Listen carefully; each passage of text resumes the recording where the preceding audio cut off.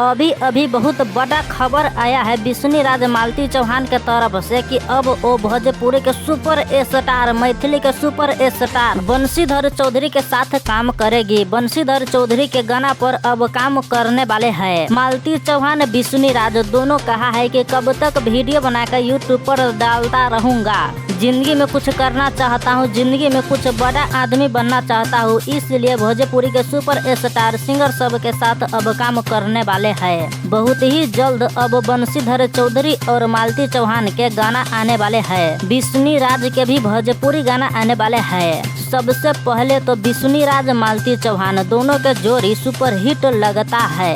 इन दोनों के जोड़ी जनता खूब पसंद करते हैं, जनता खूब चाहता है, तभी तो आज विष्णु राज मालती चौहान दोनों एक स्टार है। बंशीधर भी कहा है कि मैं सभी के साथ काम करूंगा, जो छोटा है बड़ा है सभी के साथ काम करूंगा, इसलिए मालती चौहान के साथ अब उसका गाना आने वाले हैं।